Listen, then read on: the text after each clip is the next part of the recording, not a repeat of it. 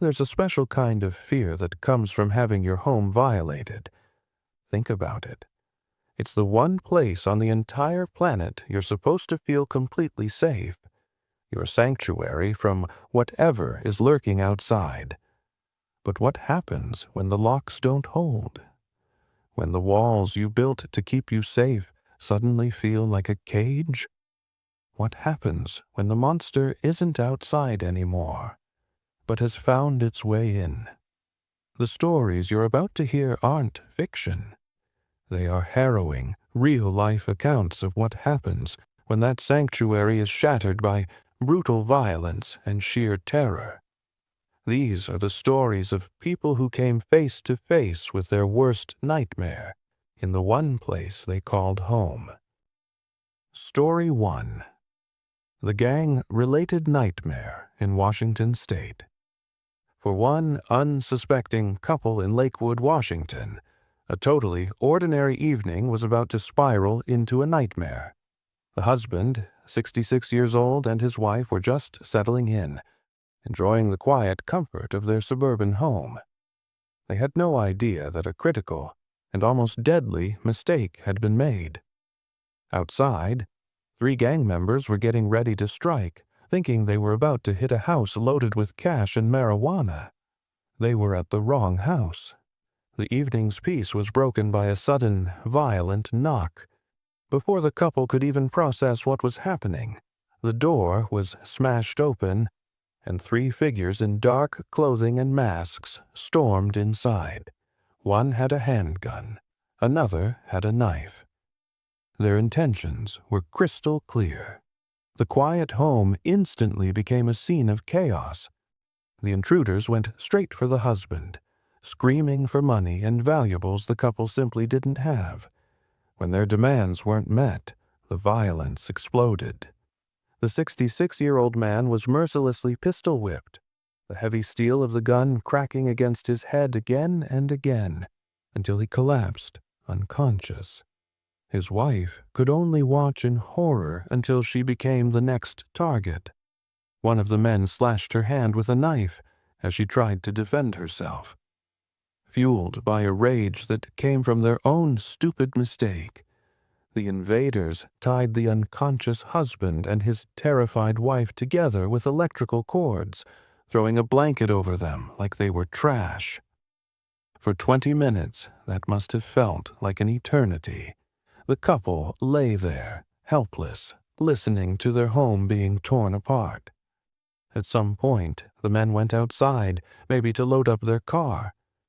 In that brief moment of quiet, the husband started to come to. With a surge of adrenaline, he managed to untie himself, and then his wife.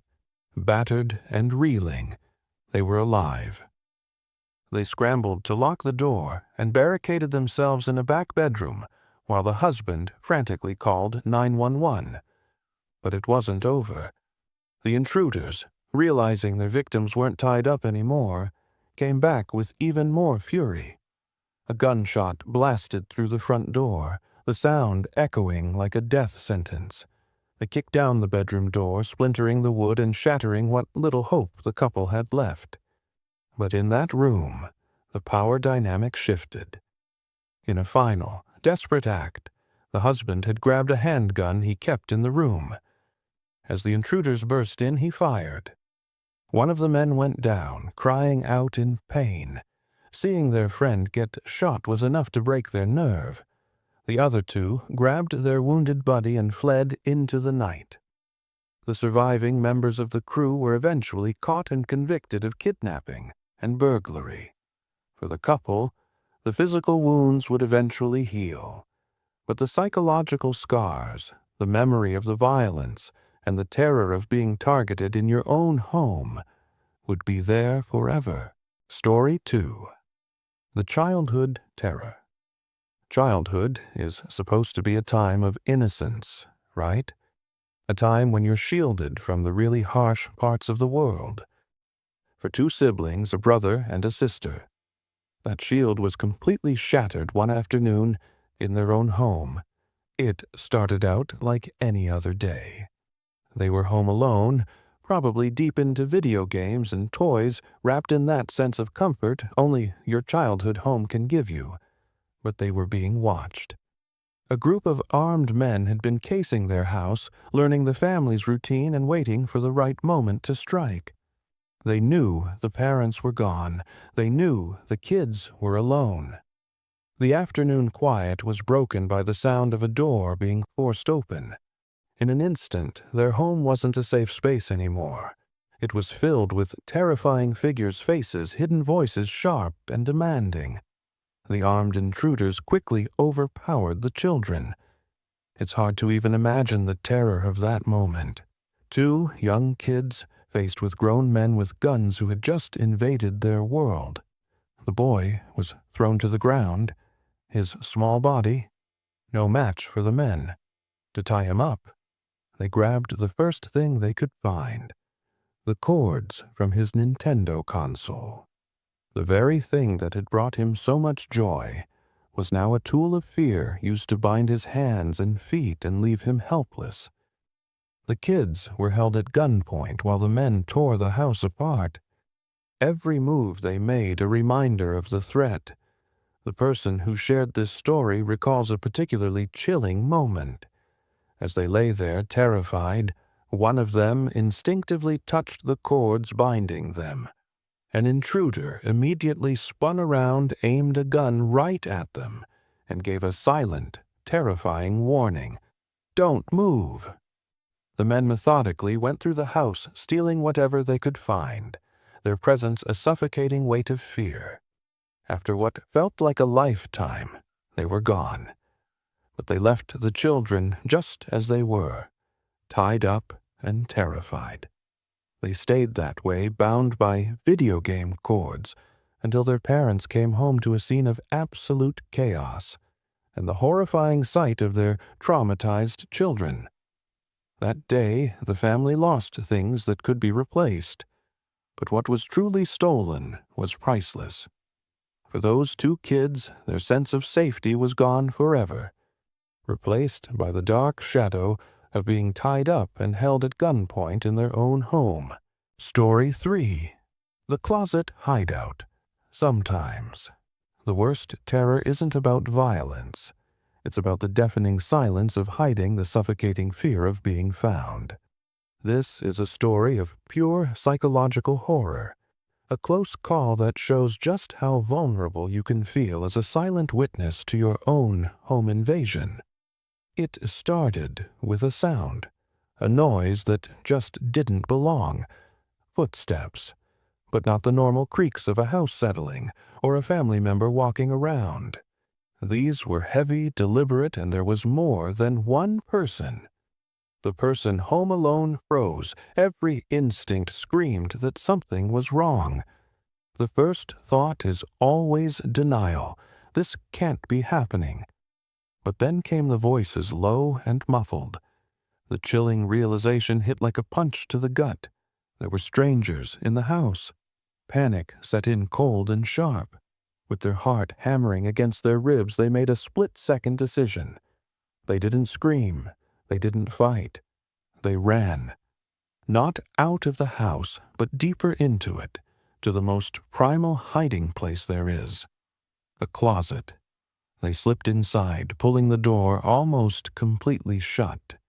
In the suffocating darkness, they piled blankets over themselves, trying to become invisible. And then they just listened.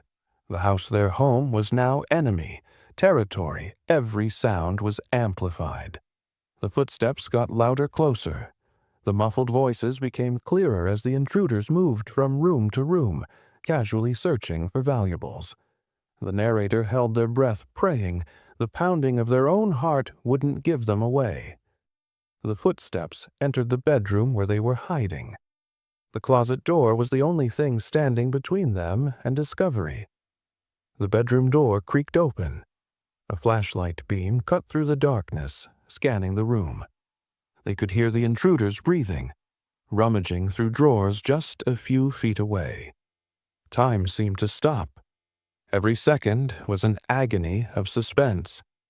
The flashlight beam danced across the closet door, pausing for a heart-stopping moment before moving on. They were so close to being found. And then after what felt like an age, the footsteps moved away. The voices grew faint again. Finally, they heard a door close and then silence. A heavy, deep silence that was almost as terrifying as the noise had been. They stayed hidden, too scared to move, their mind racing. Are they really gone? How long should I wait? Eventually, with every ounce of courage they had left, they came out of the closet and called the police. Even after the authorities arrived, the feeling of being violated never left. The home wasn't a sanctuary anymore. It was the place where the monsters had been.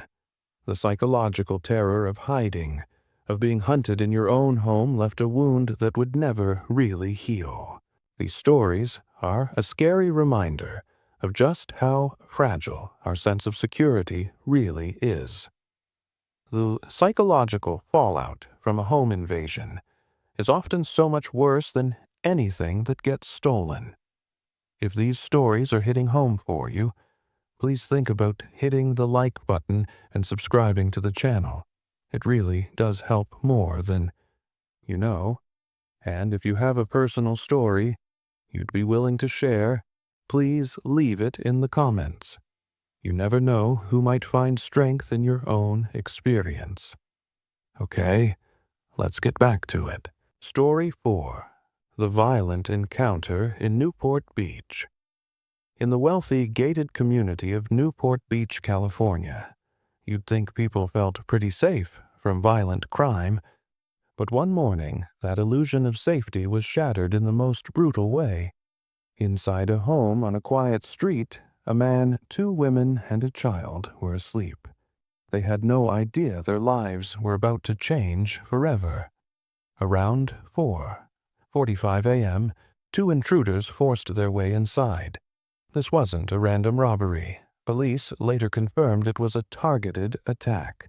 The suspects and the victims knew each other, which adds a whole new layer of betrayal to the terror. The intruders were armed with a handgun, zip ties, and rope. They likely planned to tie up the family and rob them, or worse. But they didn't count on one thing. The homeowner, fighting back, woken up by the break-in, the man of the house didn't hide. He confronted them, and he wasn't empty-handed. He had a rifle. What followed was a chaotic, deadly firefight. The homeowner opened fire on the men who had violated his home and threatened his family. Gunshots ripped through the luxury house and into the quiet, pre-dawn neighborhood. When the police showed up, they found one of the suspects lying in the street outside, neutralized by the homeowner's defensive actions. The second intruder had fled, but he didn't get far. As police searched the area, they found him hiding in nearby bushes, where his violent rampage had come to a grim and final end.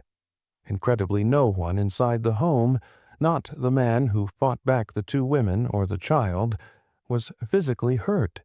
They survived a violent, targeted home invasion that could have ended so much worse for them. But the psychological shock is its own kind of wound. To be targeted by people you know, to have your home turned into a war zone, and to be forced to use lethal violence to protect your family. That leaves scars that run deep. The whole thing is a stark reminder that even behind gates, in the quietest neighborhoods, real horror can find its way inside. Story 5. The Rapper's Terror at Gunpoint. For Angela Queenie. Walls, the wife of legendary Houston rapper Bun. B. A simple knock at the door turned into a life-changing nightmare. She was expecting a package, a totally normal, everyday event. When the doorbell rang, she opened it without thinking twice, but it wasn't a delivery driver. It was a masked man holding a gun. He forced his way in, and in a heartbeat, Queenie's world shrank to the cold, hard metal of the gun pressed against her. The intruder, later identified as DeMonte Jackson, demanded their valuables upstairs.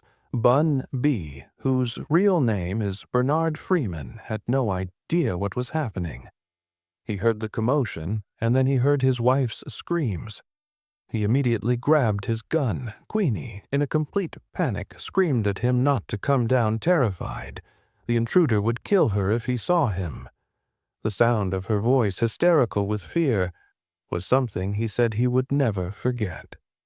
The intruder now, knowing someone else was home, started dragging Queenie to the garage, planning to steal one of their cars and escape.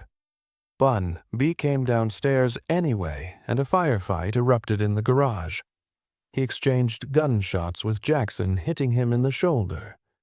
Jackson fell out of the car, and they got into a physical fight on the garage floor before the wounded intruder managed to break free and run. Bun B chased him down and ripped off his mask. He said he needed to see the face of the man who had terrified his wife. Jackson was arrested later at a hospital where he'd gone for his gunshot wound. In court, a tearful Bun B testified about the deep and lasting trauma the invasion inflicted on his wife. He described her as broken, saying she was so traumatized by what happened that she could never step foot in that house again. The day after the attack, she couldn't even look at the stairs where it all went down. They had to move. The place that had been their home was now just a monument to her terror. For years, any little thing could trigger her panic, making the trauma feel brand new. The intruder was eventually sentenced to 40 years in prison, but for Queenie, the sentence is for life. Her story is a powerful testament to the deep, invisible wounds that home invasions leave behind. Scars that haunt a person long after the danger is gone.